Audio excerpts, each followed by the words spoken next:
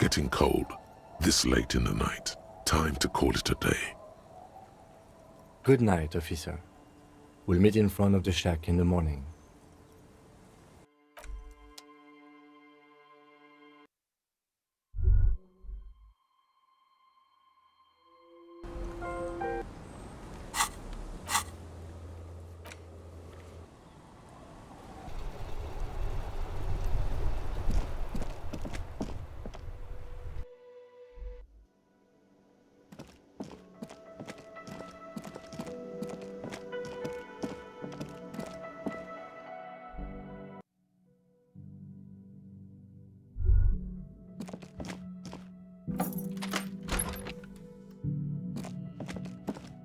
The lieutenant's door is closed.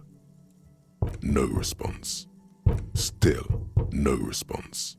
Where is he? Isn't it party o'clock? Is he not worried that you haven't found the murder weapon yet? Doesn't he want to go for a little drive? Anything to not face the hanged disco man yet. You hear the sound of a drawer closing, followed by the shuffling of feet. Is that you, Harry? What time is it? No, thou art God.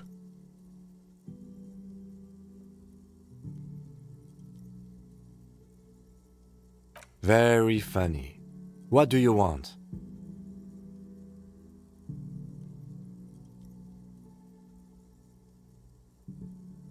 Very funny. What do you want?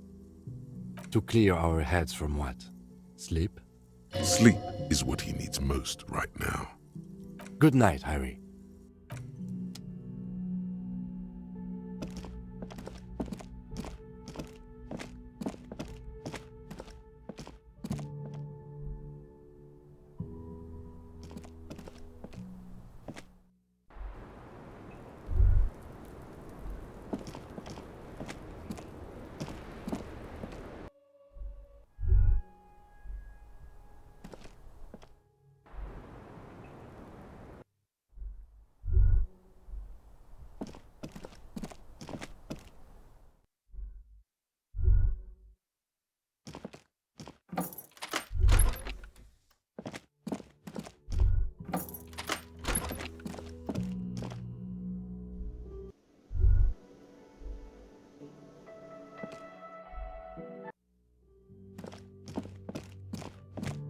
The lieutenant's door is closed.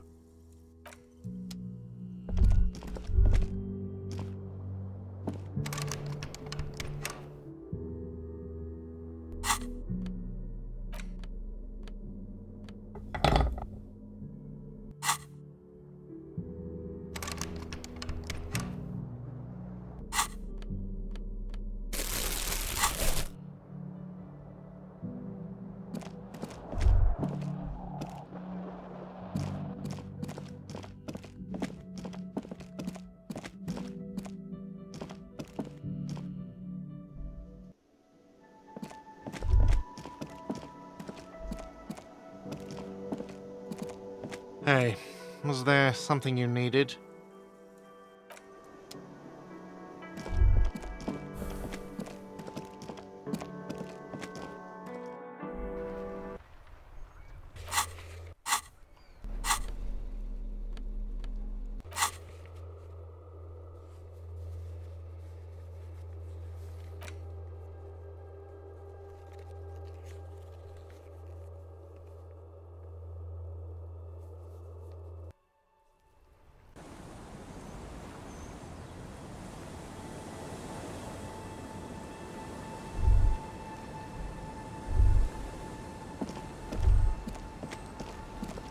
It's getting late and it's snowing. Time to call it a day.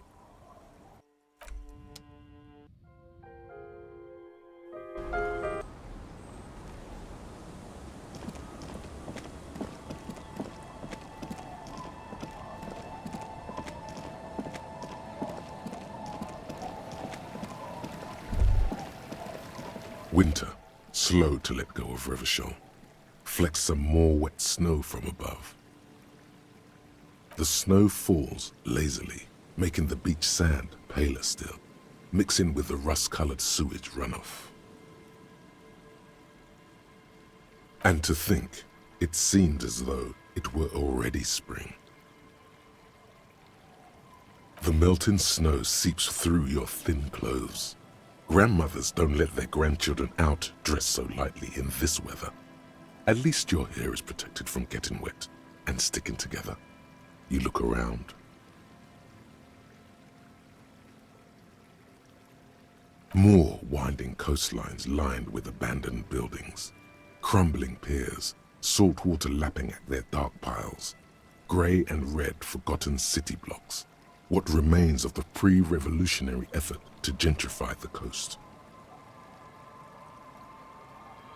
The waters turn black, coal city in the shadow of San Martin, a boom town, back when coal extracted from countless shafts near the city was needed to power Revachol. No more.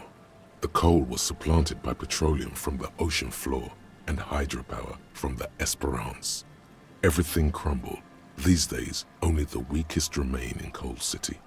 Their hopes of getting rich linger in the defunct shafts under their feet.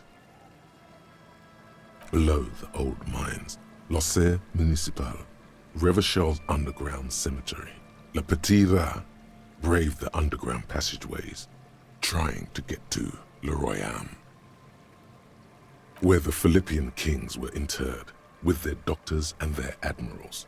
Mausoleums, burial chambers, leaf gold still remains on the double door of the morning. Yes, to peel the gold off with his fingernails. Children under 14, they go underground looking for artifacts to sell to foreign museums, and for fabled relics.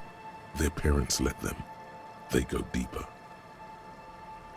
After rubies, melchiorite, lapis lazuli, plundered from Safre and Seol during the time of the suzerain, in the burial chambers of the kings, Grand Old Philip, Guillaume II, and even in the mausoleum of Philip the Opulent. 2 kilometers underground, in a winding shaft along whose walls mirrors have been placed, so that daylight may eternally fall upon the richest of all the kings. The mausoleum contains untold quantities of gold, and that special, purest of the pure magenta cocaine, favored by Revacholian royalty. Did someone say untold quantities of cocaine? Drop everything immediately and go looking for this hoard. How can it be pure if it's magenta? Snow falls, and there is no answer. Some things are not for mortals to know. Few Petit Rats return from the shafts. Even fewer find what they're looking for. A small child steps out of the black tunnel with silver trinkets in her pockets. All around her, white snow on the extinguished coke furnaces and on the weather-worn shacks where fathers beat their sons after drinking. The snow melts on your fingers, turning to water.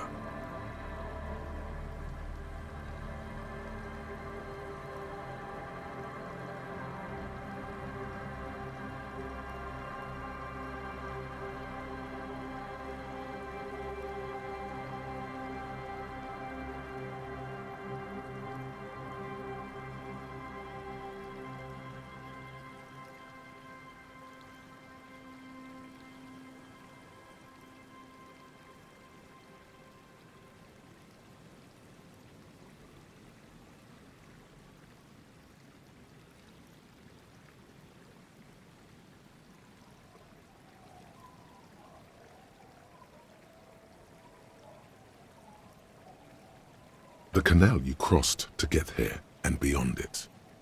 Martinez proper, the district the police forgot to police. There is laughter, lights, attempts at entrepreneurial activity, cynicism.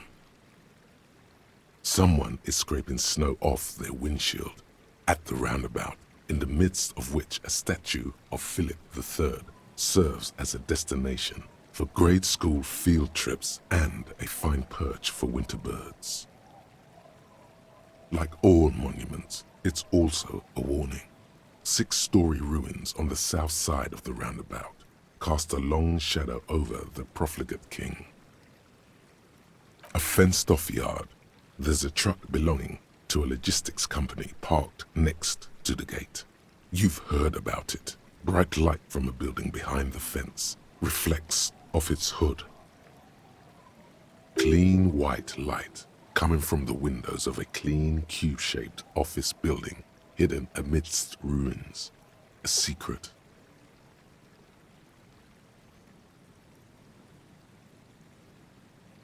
The abandoned church, one of 2 remaining stave churches, which were collectively called Les Sept Sœurs.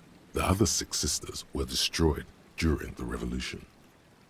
A serpentine strip of land weaving its way into the Martinez Inlet. Unfortunates on the run from the law, from themselves, sometimes hide out on nearby islets.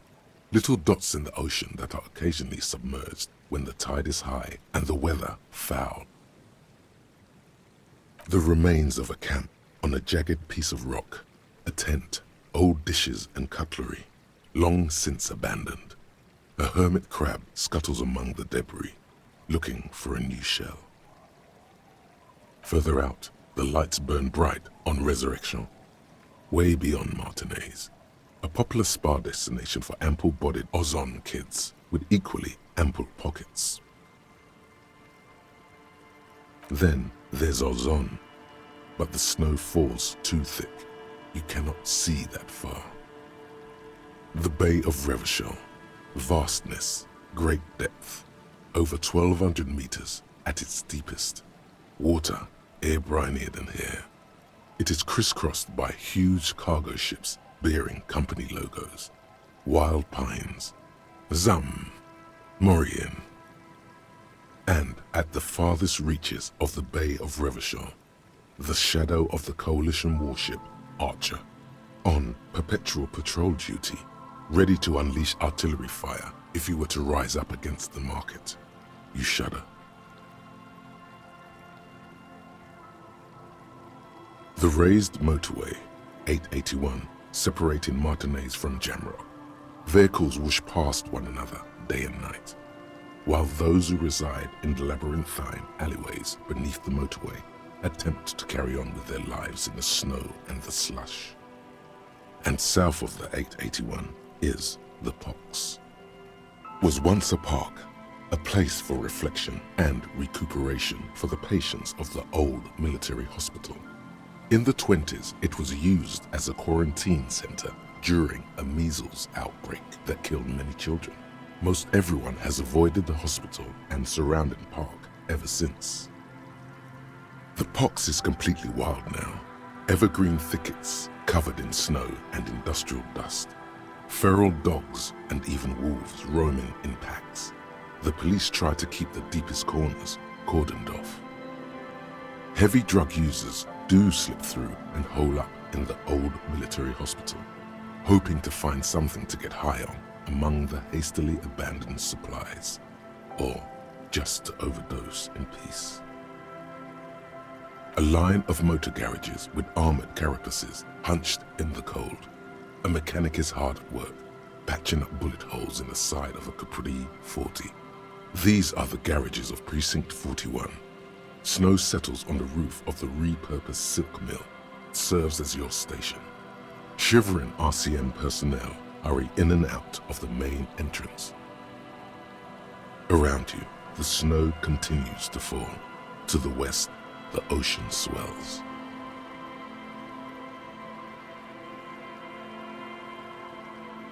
The stairs descend to central Jamrock. A man named Cooklove has a snow-covered stall there in the market across the bridge. He sells kebab infested with fly larvae to your colleagues who believe eating it will make them immune to food poisoning.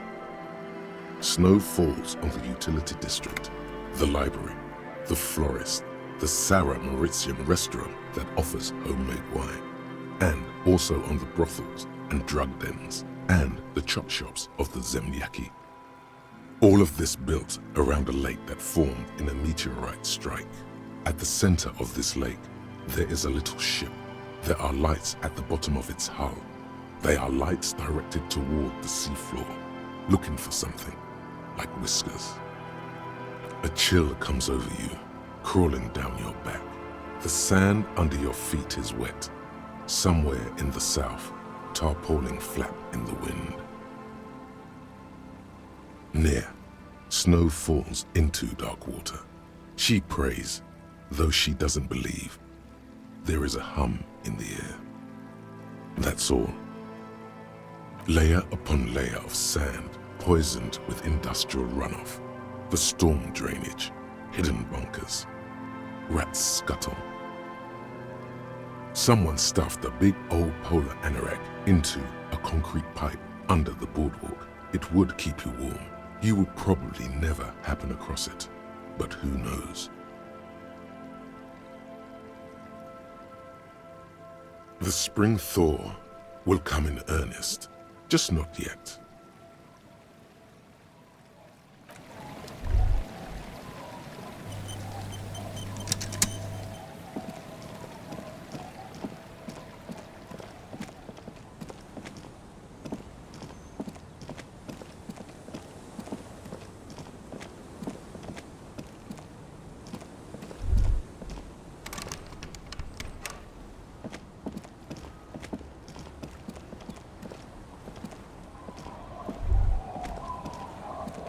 It's getting cold, this late in the night.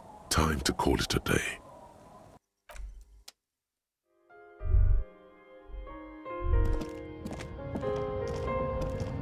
As you look at the floorboards in this corner of the shack, it's clear one of them isn't quite level with the others.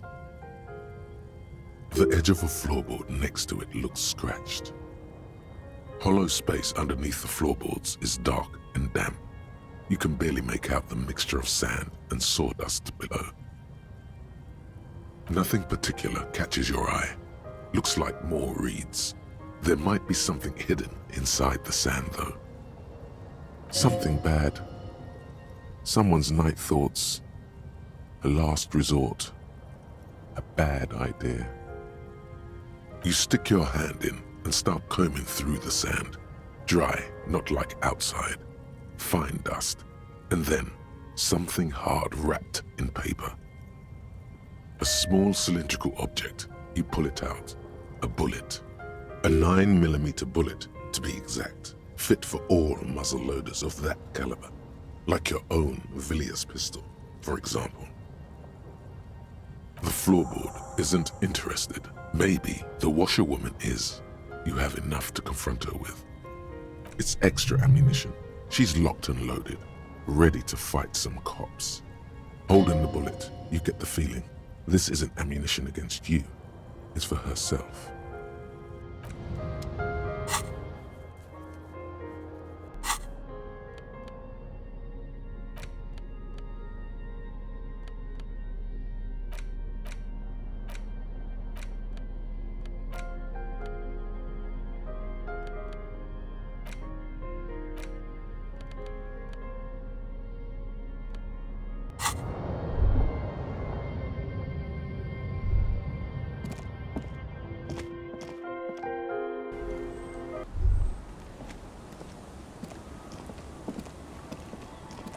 Our tenant, the policeman.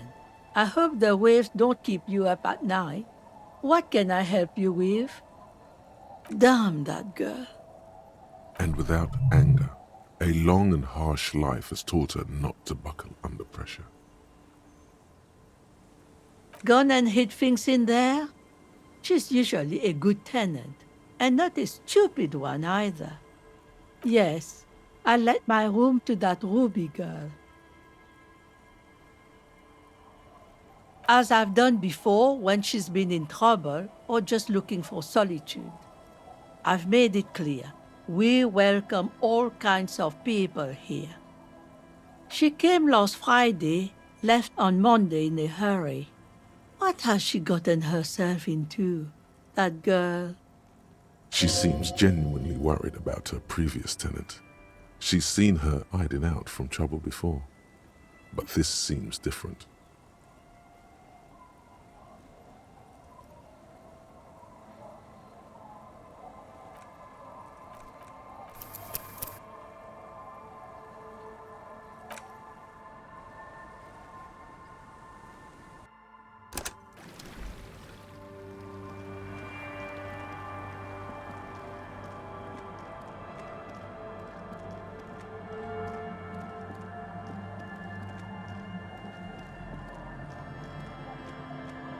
It's getting cold.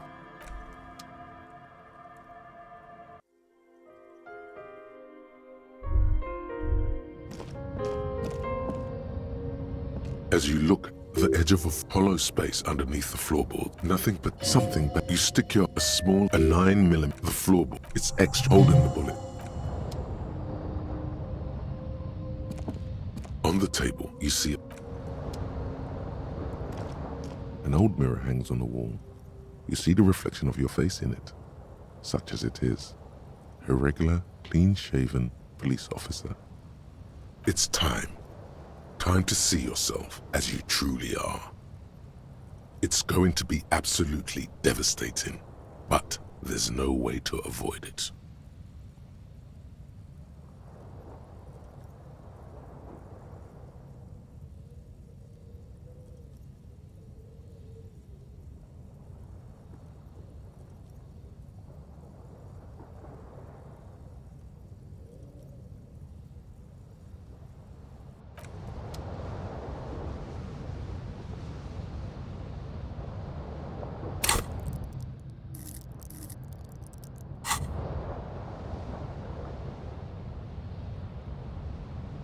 The bed is comforting, if a bit run down.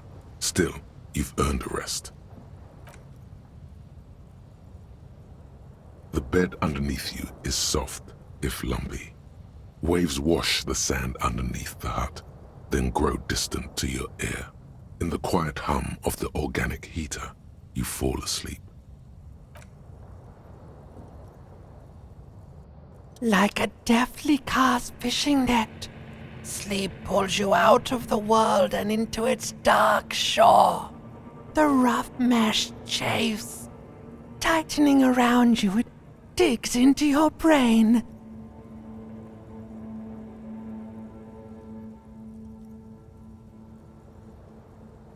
How have things been going for you out there? Helped anyone lately? Saved anyone lately? Murdered anyone lately? This bastard isn't even listening to you. Because you know you are a murderer. A disco music listening psycho killer who offs poor people and then forgets about it. Hear that? He doesn't even flinch. Iceman doesn't care about killing people.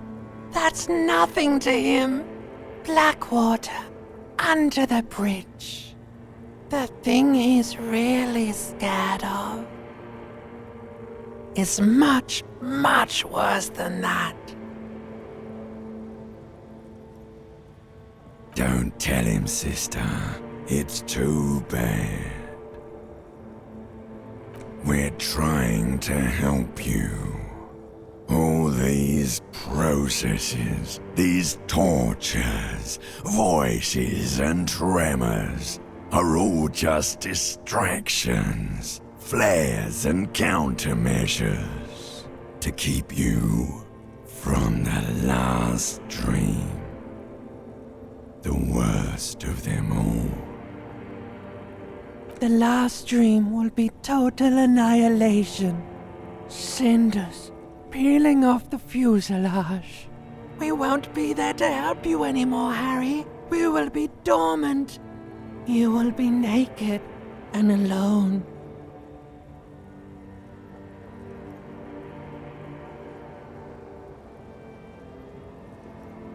Of hell. An ancient sadness, brother. 10,000 years later, in front of the video rental, there is a warm breath on your face again. Everything is okay again. Everything is so okay.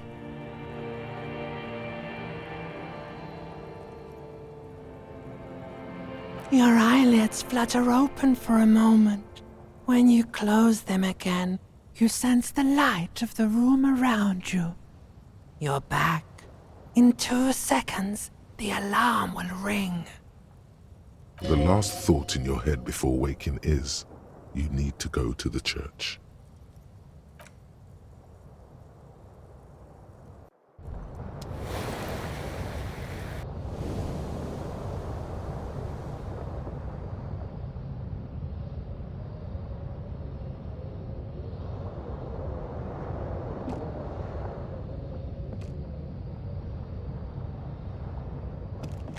An old mirror hangs on the wall.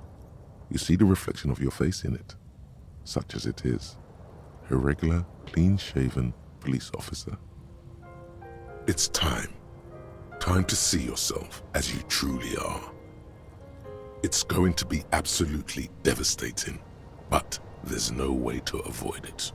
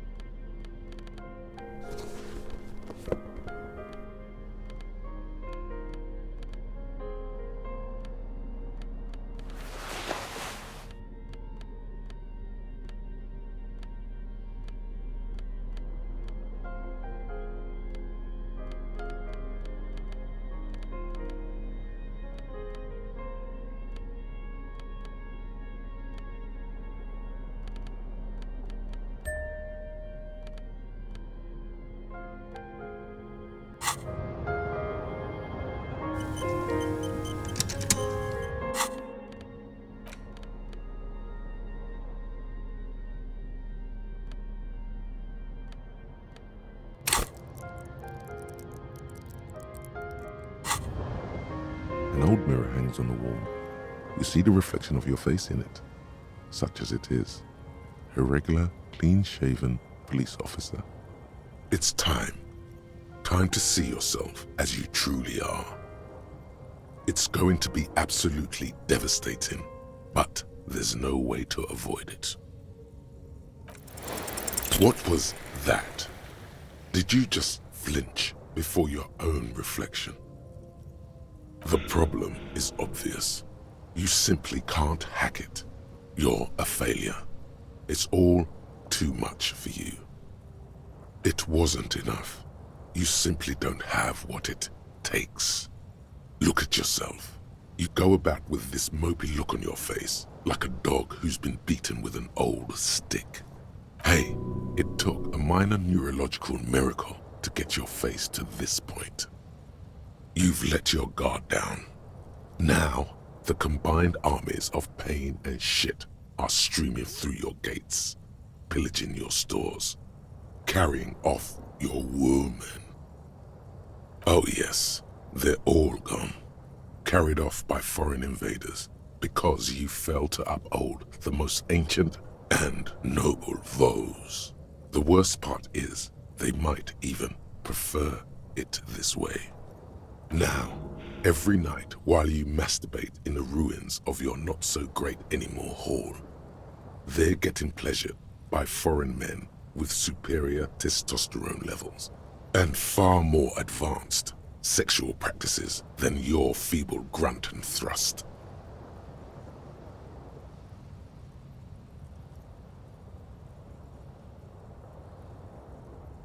What's that?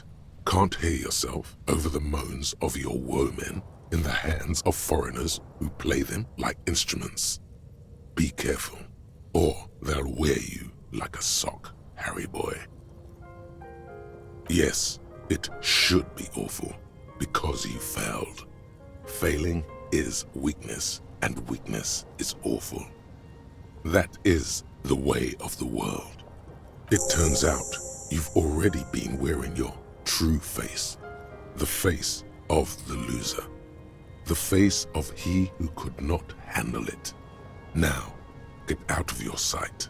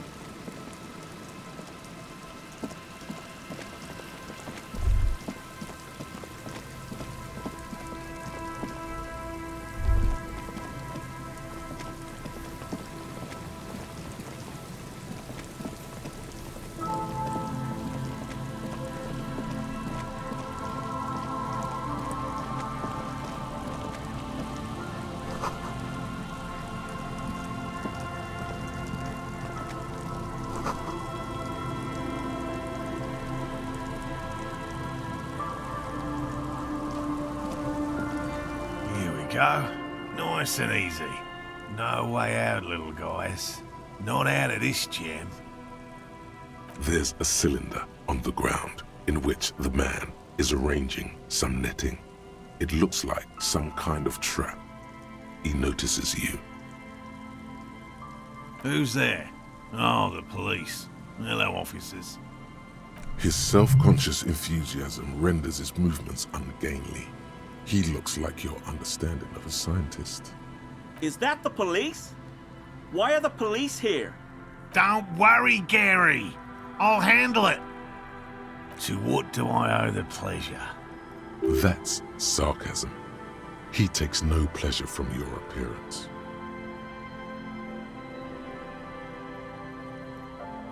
Oh no, it's all right. I'm just busy. What's this about?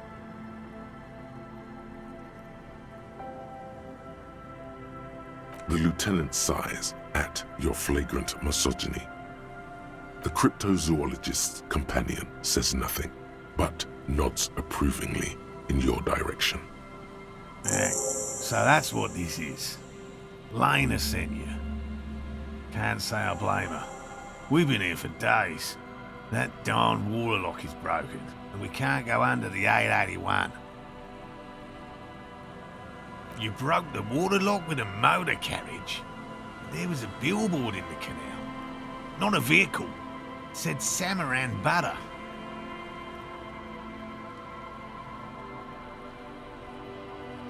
Did he say we can go back now? Yes, Gary. We can go soon. If you see Lena, tell her I won't be long. Sir, your wife is waiting for you. I just have to do one more round. See if the phasmid has taken the bait. Then we're going. For all his passion, this man is diligent and patient. You could learn things from him. I'm afraid not, officer. I've been busy digging around in the reeds for days, looking for signs of insect activity. I'm less interested in mammalian concerns, to be perfectly honest. The lieutenant takes a short note in his notebook, then gestures for you to proceed. Well, First of all, it's damn difficult to find, which is why we've been knee-deep in the reeds laying traps for it. Good question. Being a phasmid of the order Phantasmodea, a ghost insect, it disguises itself as plant matter. In this case, the reeds. Awful lot of reeds around, aren't there?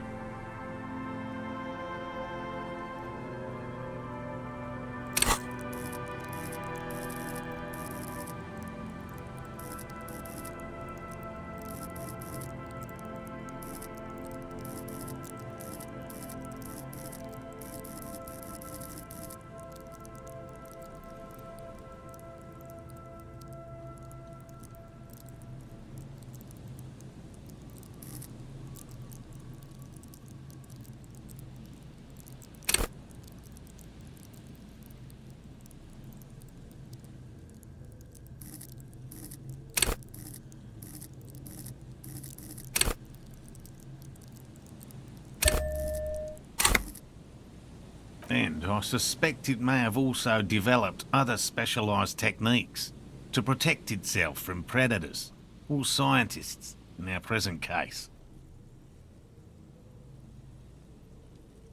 It's my hypothesis that it has evolved certain electrochemical defences that allow it to interfere with animal perception, impeding pattern recognition, confusing the visual cortex. But I cannot describe how these defences work, much less how they evolved, without studying a live specimen. Yes, it makes perfect sense. You're beginning to suspect there's something paranatural about this phasmid. It's my hype, but I can't... Yes, it makes perfect sense. You're beginning to suspect there's something paranatural about this phasmid. I'm expecting it to be quite giant. One known species of phasmid, called the Megaphasmodea zoensis, is about the size of a grown man's forearm, so, Seems puny, to be honest. Typical rookie assumption.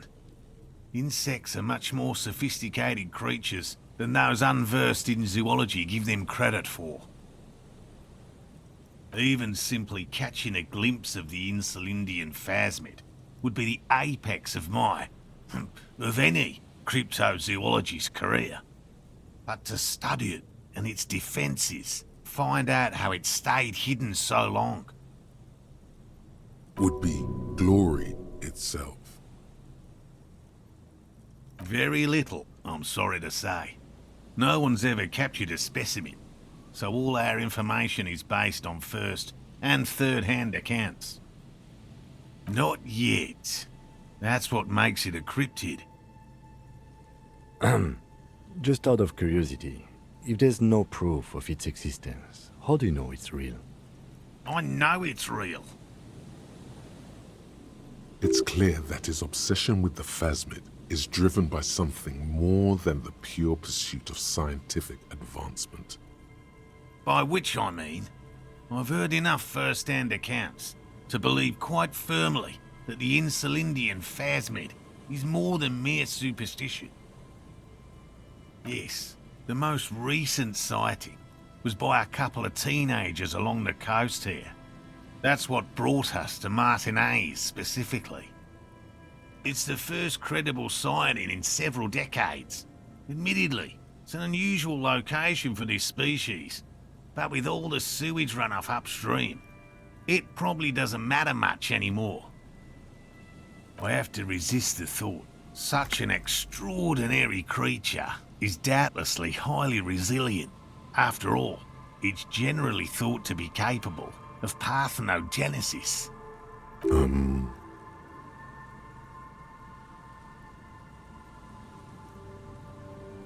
Yes, the females don't need males to reproduce. Makes it easier for a species to survive in adverse conditions. Nature does not concern herself with ethical propositions. As a scientist, my interest is strictly dispassionate.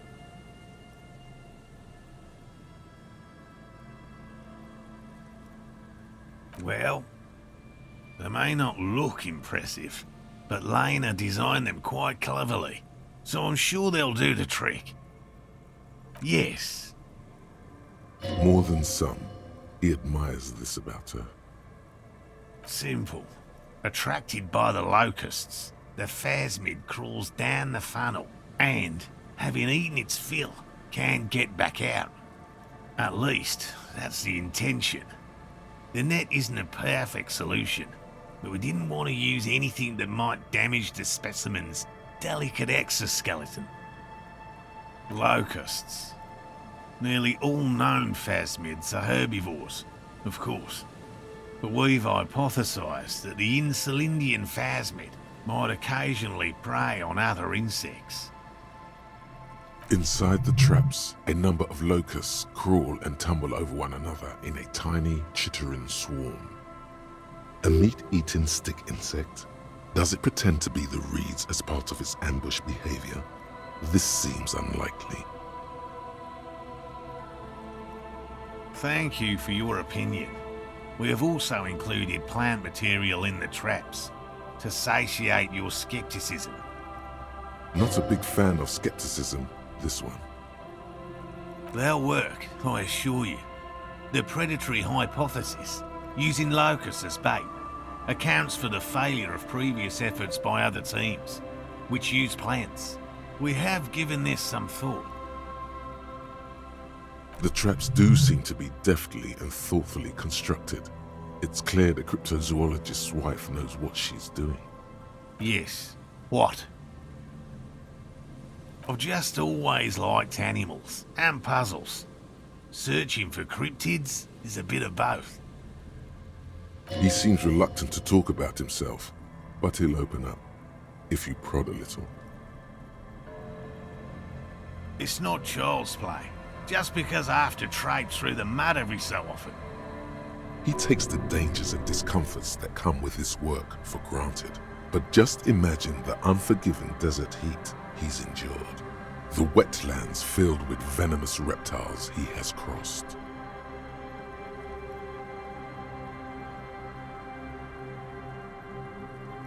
You could get a heat stroke and faint and hurt your head. You could get bitten by a snake. You could get beaten up for trespassing.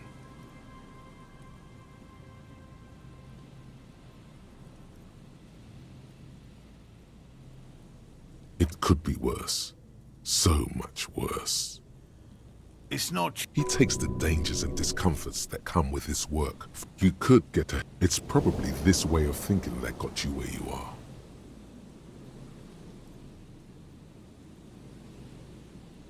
It's not child's play. He takes the dangers and discomfort with nice bath salts to soothe your bruised and battered soul.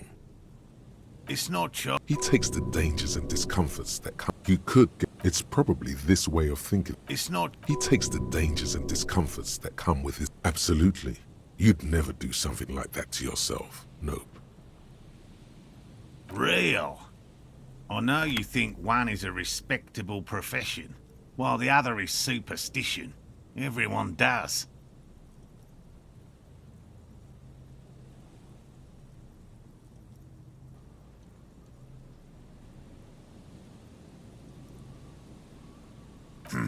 My methods do not differ from other scientists. I simply draw upon a wider variety of evidence. And I have more hope that something truly surprising might happen. Your nerve endings tell you there is no such thing as a positive surprise. Agreed. Yet there is always a chance, albeit a small one, of a truly good surprise. One simply needs to look at the history of science. Serendipities abound. No, as I said, I have yet to catch a cryptid, although I have come close. Close enough to keep trying. Interesting. Something for later, this close call. Everything from forgotten regional lore to newspaper accounts, like the one that brought us here, to look for the phasmid. I keep a very open mind. He's interested in things that people believe that scientists don't. Most establishment scientists only care about reputation and remuneration, not real research, and certainly not the truth. They're a cowardly lot, and both the field and basement archives can be dangerous places. No, very few cryptids are ever discovered, and not for a lack of trying. To stay hidden is a cryptid's primary quality. It's even in the name, cryptid.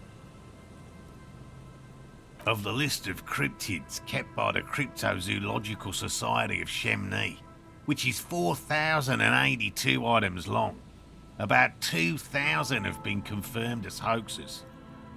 2 are categorised as confirmed discoveries. The rest are in differing stages of discovery, refutation, and data collection. Yes, the Chateauquin forest pygmy, who turned out to be an extinct species of primate, and a cave salamander from Hugo-Grad, who is, honestly, quite unremarkable. It's in a zoo somewhere. We cryptozoologists are brutally honest with ourselves, more so even than the public. With cryptids, most cryptids are hoaxes or they are never found. That does not mean we should stop searching.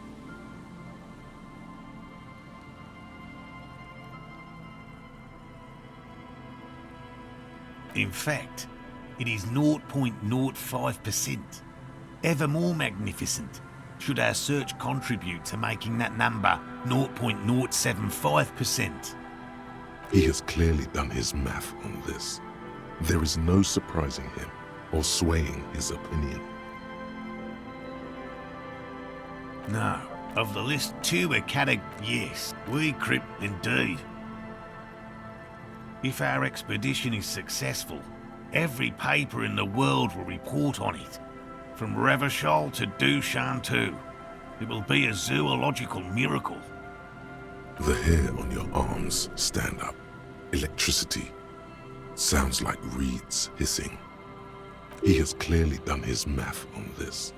There is no surprising him or swaying his opinion.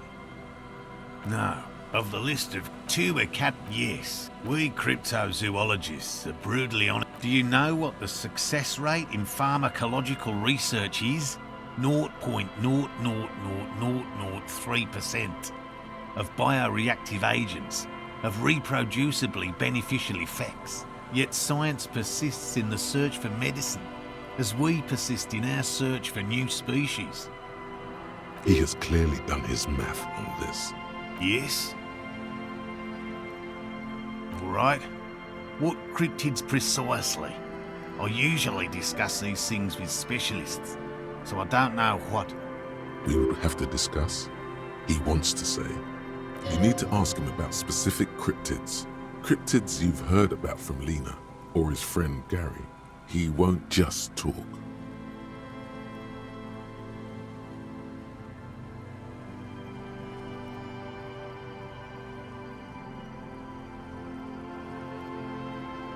I see you've been talking about cryptids with Lena. The kind green ape is one of her favourites. A warm wave passes him. Of course, the kind green ape is her favourite, he thinks.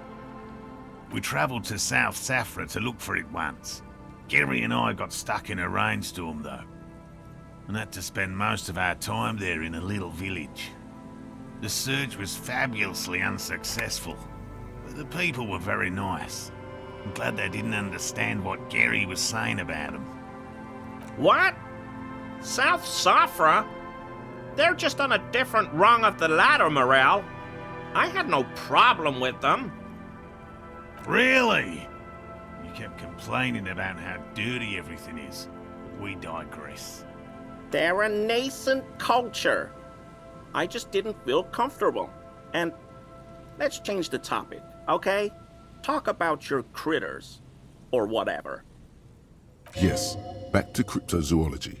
You don't want to sow disagreement between friends. Formerly the most dangerous, yes. But do you know the most dangerous living cryptid He doesn't want to make it feel like you knowing it is some big deal.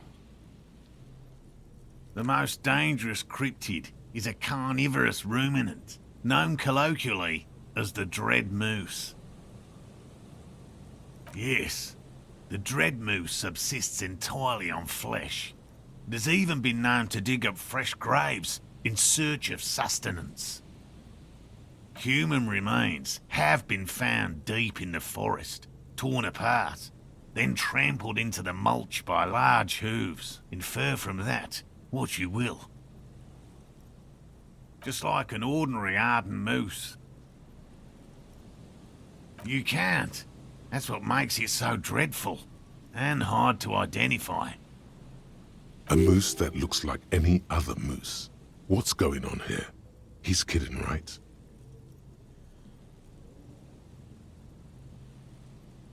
The bodies found in the forest are just one piece of physical evidence. There's more. The recent surge in the moose population has hidden carnivores. The dread moose are effectively removing competition for both themselves and their evolutionary cousins. Moose are already being hunted for sport. Can you imagine what would happen if they came to be viewed as predators? The carnivorous moose are a very young species, the result of a genetic mutation that fared well in the process of natural selection. It makes sense that such a majestic animal with natural weapons, antlers, would come to rule the forest. The only strange thing is that it took so long. One slaughterhouse at the outskirts of the woods in Vasa reported that its staff kept seeing moose in the distance. The moose would just stare at the building, as though they were waiting for something, its eyes bloodshot and full of cruelty. And that's not all. Some of the slaughterhouse apprentices went hiking by a nearby creek and saw a moose nibbling on an unidentified carcass. This isn't something unique. Various species of deer have been known to scavenge when plant food is scarce. Anyway, there is more than enough evidence to justify a thorough search for the dread moose. Let's close the subject, before it turns into an argument. Here is a man who has had more than his fair share of heated arguments, and would, surprising as it may seem, prefer not to have any more. That's impressive, I guess. But have you seen it with your own eyes? I haven't had a chance to travel to Coco North. No, and I likely never will. The Samaskil desert region has been embroiled in a small civil war for the last 8 years. I fear this mindless barbarism may have wiped out the elusive creature entirely. Sightings of towering luminosities have grown rare recently, while they once used to be constant. Yes, sightings of mirages are constant. A mirage is a constant phenomenon that people have no time to report when a war is going on.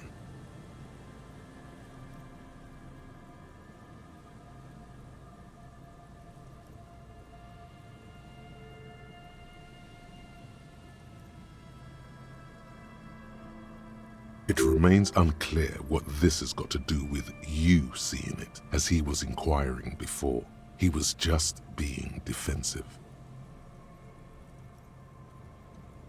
Oh, everyone knows about that one, thanks to Professor Mijanu being the talk of the town for a time.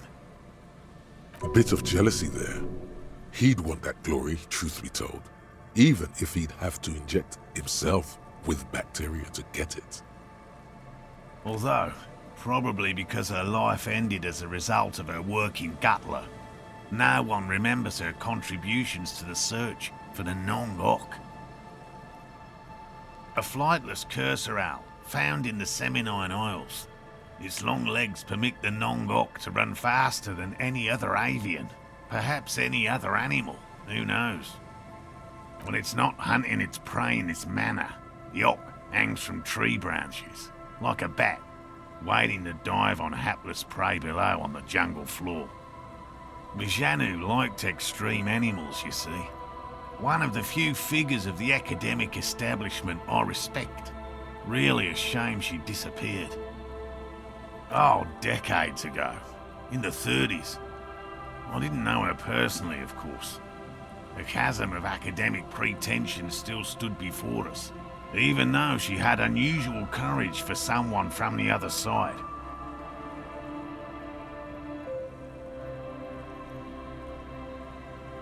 A willow person.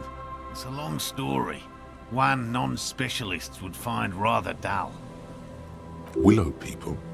Not at all. They're not people, really. Some argue they aren't really animals, as they seem to have evolved directly from trees. They're very, very thin, almost flat in fact, and can camouflage themselves easily, wrapping themselves around trees and blending in with the tree bark. In that way, they're not too dissimilar from the phasmid we're looking for here. You probably have. Gary and I painted an entire grove's worth of trees in slow-drying paint. It was a bright lavender colour. I was hoping one of the willow people would get paint on it and not be able to camouflage itself. After waiting in hiding for hours, I saw a figure slip from one of the trees, a lavender shadow dashing through the grove.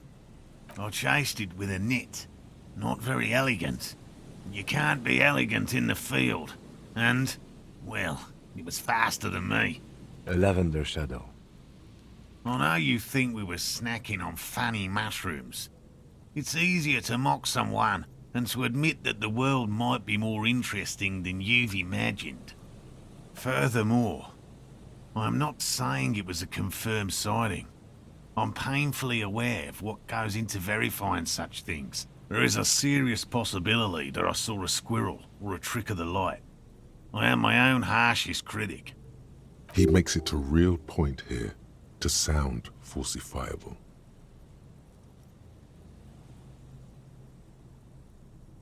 No offence, officer, but I'm not much of a pedagogue. I don't know what I would have done if Lena hadn't persuaded me to go back to field research. You should ask her if you want interesting stories. Me? I'm not a people person, unless you haven't noticed. And I don't make a good lecturer. My strength lies in field work and persistence. By all means.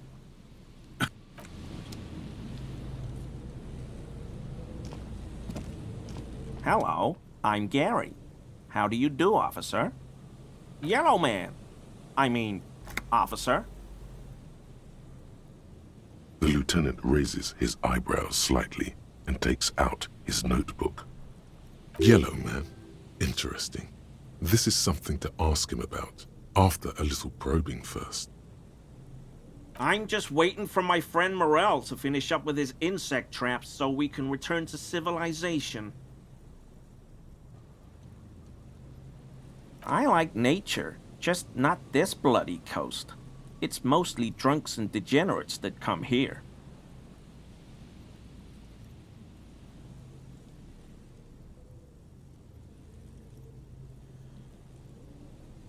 Oh, I didn't mean it in any scientific way. Serious question time. This man is no innocent. No one is.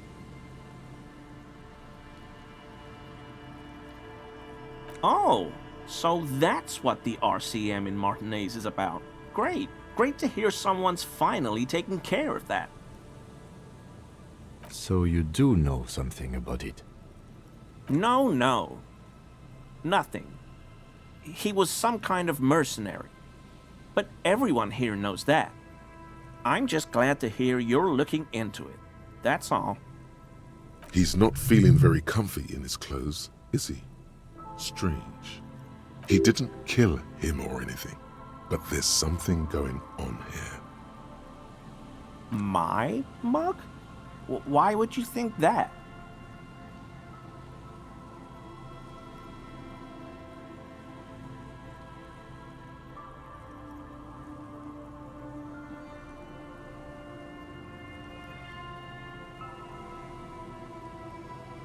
How do you mean?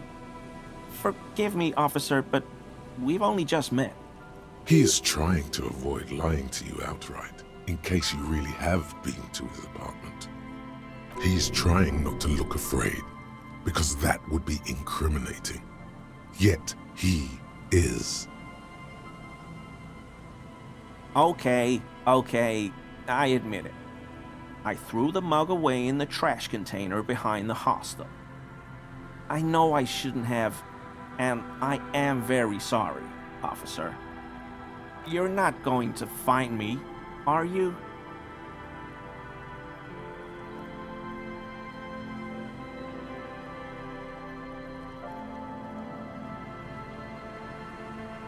Whew.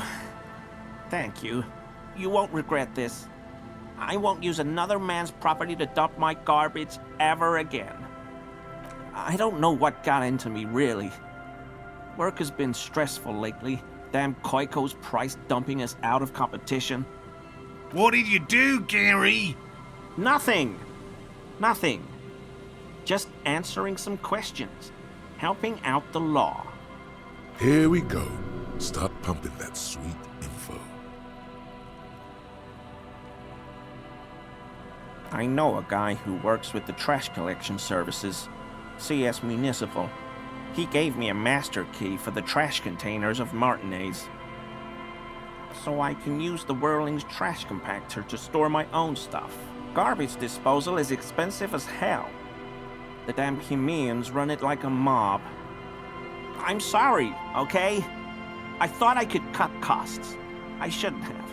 I shouldn't have disgraced myself. Disgraced? No need for the histrionic, sir. It was, after all, just a trash container. He studies his reaction. Gary doesn't answer. Officer, please. Let me explain. It's not like that. I was only cleaning up. I live right across the yard from where he was hanged, and I saw him stripped naked. All the clothes lying around in the yard, smelling. People are animals, you know? Then I came out to clean up the rags because no one else would. I put them into the Whirling's trash, along with a broken mug, admittedly. Okay. I was coming to throw the mug away, and, well, I threw the mug there and the clothes too. Right. It was just civic duty. Exactly. That's exactly what it was. Civic duty. As he shifts uncomfortably, a series of clicks, like the clinking of glass beads against one another as they roll across a hardwood floor. You've heard this sound before, but where? What sound? Really? There's lots of weird stuff out here in the reeds, though. Insects, trash. Could be the wind shifting some garbage nearby. Every day, the wind shifts the reeds and whatever was left in them. Tambourines and condom wrappers, plastic and glass bottles, the smell of decay. The sound you heard was not the sound of something easily abandoned. Armor? No. I mean, yes. Of course. I know he was wearing armor, but I don't know anything about it. An infant could see he's not telling the truth, but he's too scared to admit more wrongdoing. There's something going on here. You should observe him more closely after this topic is concluded. I hope I could help your investigation, in my small way. Don't be so relieved yet, Gary.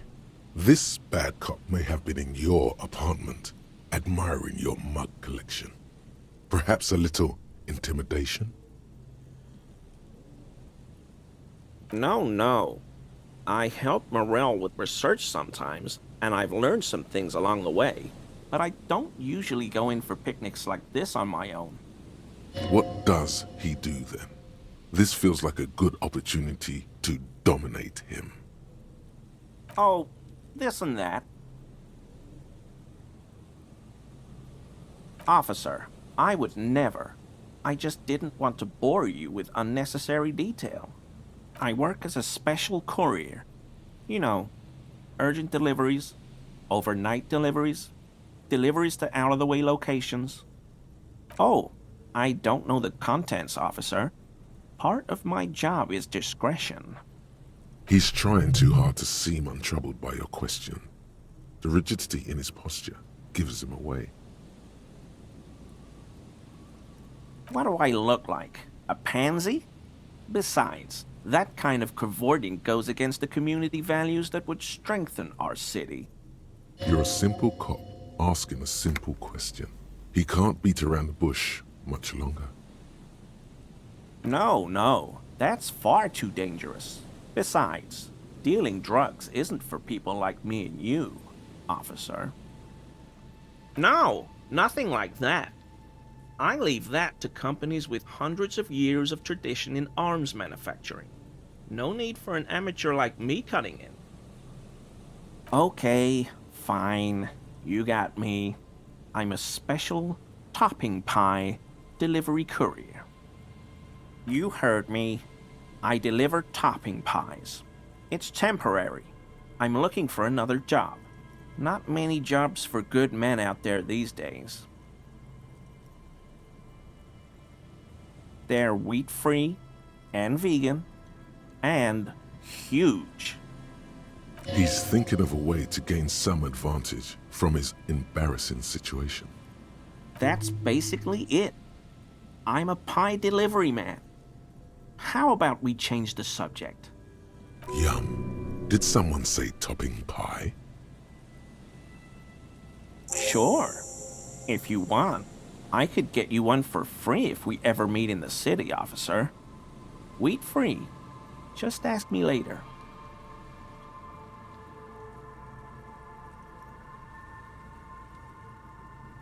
Not many Sealites here, or anywhere, other than Sale. I meant no offense, truly. Do you remember how, when we met Measurehead and I said the next racist will be a really good one? Well, this is that racist.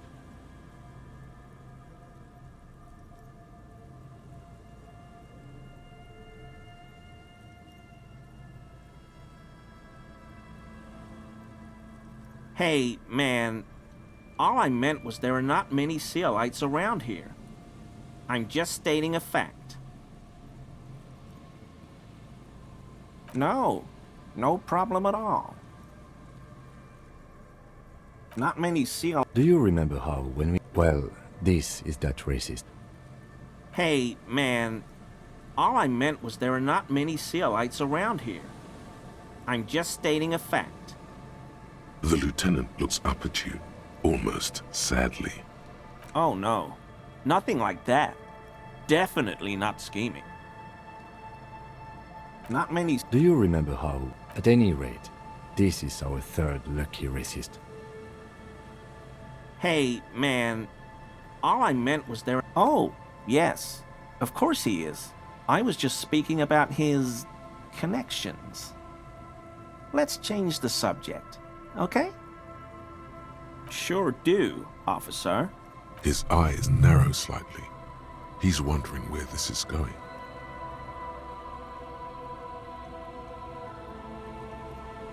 In my home, yes. When I was going to... How did you know? Is this about the Union? Did the big man open the door?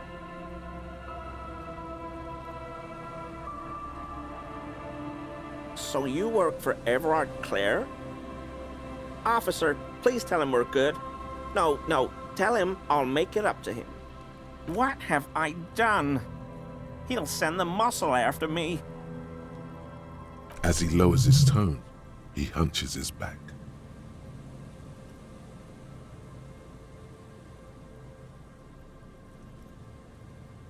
What could it be about? I probably talk too loud. in the whirling about some theories I had. Whatever it is, I'm done with it. I won't do it again. If there's anything I can do to assist you, or the Union, just ask, okay? I'll try to help if I can. This scared him proper. He's positively melting from fear. Has to prop himself up with a lot of anger to keep it together. The weather vane has turned. He cannot be unturned. He clearly liked his squirming. He may even have changed his mind about the whole door-opening operation. That shirt looks very uncomfortable on him. Look at the buttons, barely keeping that thing together, as if something is ready to rip out from underneath. No, he's scrawny. Try again. Yes, like a piece of ceramic armor, for example. One that makes a clicking sound when the plates meet each other, resembling pearls or marbles, stolen from the corpse in the yard near where he lives. I knew you'd figure it out, officer. I'm sorry I didn't tell you at once. I was ashamed of what I did, and I didn't want you to know. We're not detecting falsehood, sire. He's gearing up to admit the truth. This shame is surprisingly sincere. Gary, what's going on? Later, Morale. I've got apologizing to do. No, you've got explaining to do. He sighs again, hangs his head, and unbuttons his shirt fully. A cuirass that matches the dead man's boots comes into view. Soon it is in your hands, smelling of his sweat. But so light to hold, like a bag of cotton. This is it. This will protect your mortal shell. Don it and live.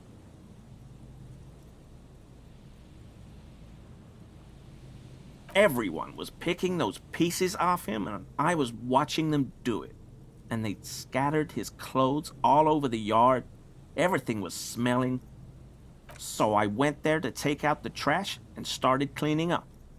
All those rags on the ground, him swinging up there, and I had a lapse of honor, sir. I thought, he's a foreigner. They all say he wasn't from here. Only the cuirass was left, so I stripped it off him. It was early in the morning. No one saw me. I took it with me. It was a mistake.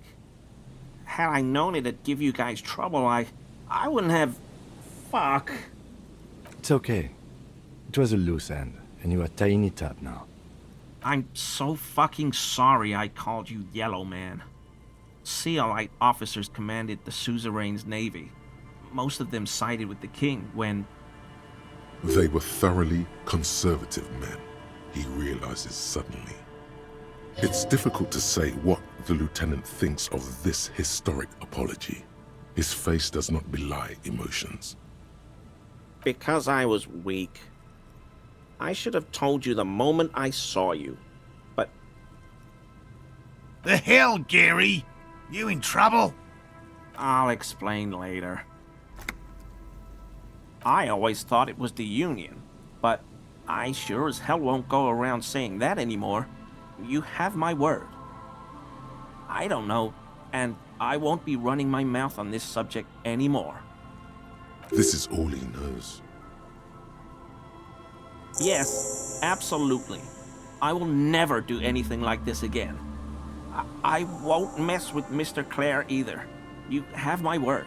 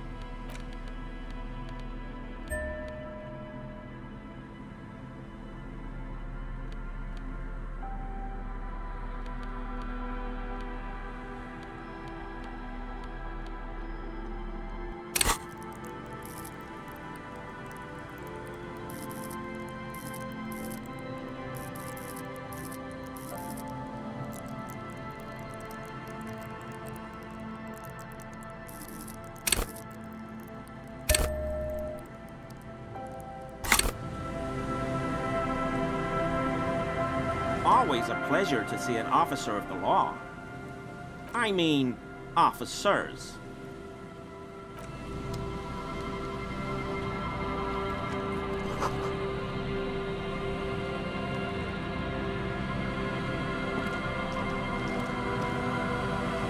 Hello. What can I do for you, officer? Hell no.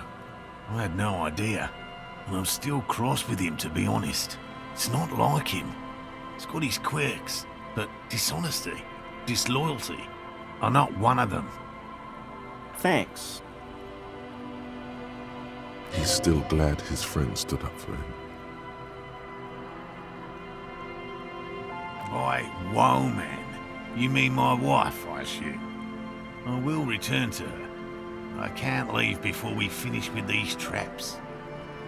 My wife understands that just as well as anyone. Come on, Morel. We've been soaking out here for days. It's time to go back. And leave the traps? Absolutely not. I won't let Lena down. Come on, she wants us back. I'm soaked up to my nuts over here. We'll both catch reed crabs if we don't dry out soon. Won't let Lena down. Sounds like the cryptozoologist's wife shares a special connection to the Phasmid somehow. Of course it's important to her. She's seen it. A verified sighting, on record. One of only 4 this century, and it's hers. She's seen it? Yes, that's how we first came to know one another, in fact. But that's her story to tell, not mine. Needless to say, you must ask her about the mysterious Phasmid. Suffice to say, it's long been our dream to find proof of the Insulindian Phasmid together. I can't abandon course now. His spirit may be willing, but his body might be too old to endure the rigors of the coast.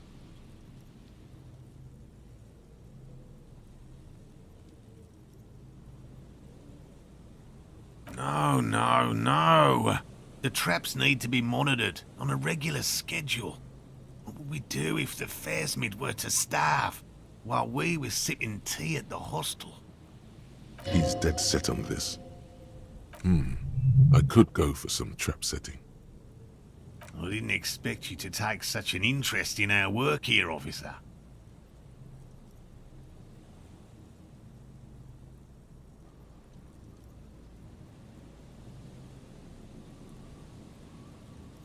Why not? At least it will give us the excuse to look into a lot of reels. That it will. That it absolutely will. I hope you brought your good boots. There are 4 in total. One is to the south, on this little peninsula, by the boathouses there. It's very near. Another we set in Land's End, to the northeast. It's behind a small sand dune there, on your way to the old radio tower, after the church. The third is set near the canal, where you crossed, by a concrete slab. A big thicket of reeds going up the slope, and among them...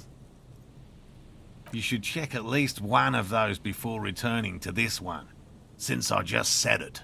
This one's more of a technicality, but still, better safe and stupid than sorry.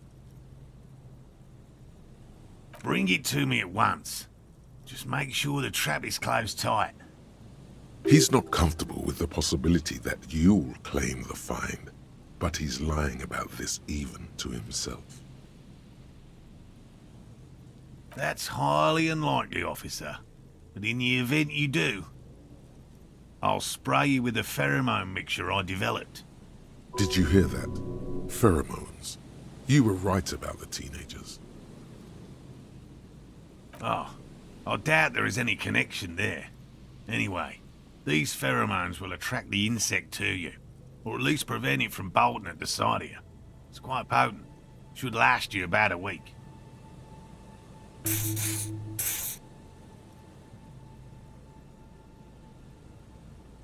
This is the smell of dying reeds, of longing crumbling into the water. I hope you're not buying this. He dispenses it without letting you touch the canister, so it would be precious like holy water. It is precious. A single dose cost me 50 real to develop. Not that I expect you to understand self-financing one's own research. Right, which means you two can pack up and go back to the whirling. Whatever he thinks about this detour, it's clear that these men are exhausted and in need of assistance. Finally, someone's talking sense. Thank you for your help. Gary and I will start breaking down camp. If you have any more questions, now's the time to ask. We'll be gone once you get to it.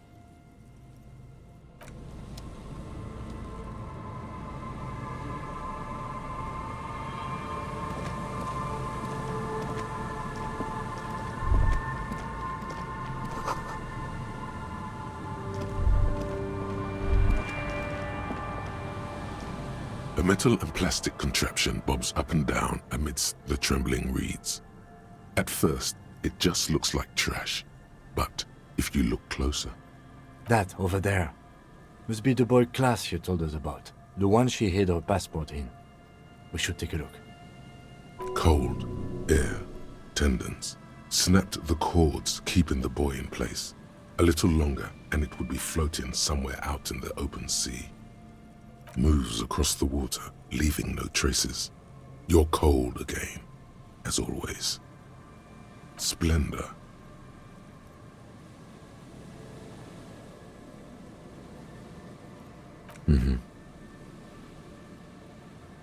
Indeed.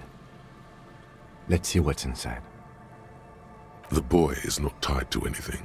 The cords dangling from the bottom really have been torn or cut. You lift it out of the water easily, noticing how light it is. The number 11 has been written on the yellow plastic. It hasn't been in the water for very long, but it's already discolored and slimy with silt. A latch holds it close, but only just barely. The brittle metal of the latch has cracked. Simple construction. Very unsafe. There's something in there, splashing around. It smells like you would expect it to smell. A concentrated version of the coast. Salt, industrial slop and decay. And just a dash of hard liquor. Yum. The water this side of the peninsula is cleaner, actually. Smells a little salty. A shot glass's worth of seawater pours out. Some algae, and nothing else. Well, damn. I have no idea. Or think we do. This is a small loose end, either way. Not important, I hope.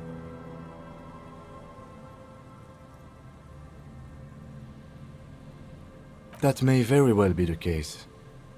We should keep an eye on her. Nothing more for us to do here. Let's go. You could ask the miss what she thinks, later if you have the time, though you doubt she'll tell you much at this point. The boy is not tied to a shot glass. Well, damn. I have no idea. I wouldn't go so far as to say that. This is only a small loose end, but I do wish we knew who took the documents. In my experience, cryptids are generally uninterested in travel documentation. We should go. You could ask the miss what she thinks, later if you have the time, though you doubt she'll tell you much at this point. The dome shaped the boy a shot. Well, damn. I have no idea. Or think we could be. We should keep an eye out. Nothing more for us to do here. Let's go. You could ask the miss what she...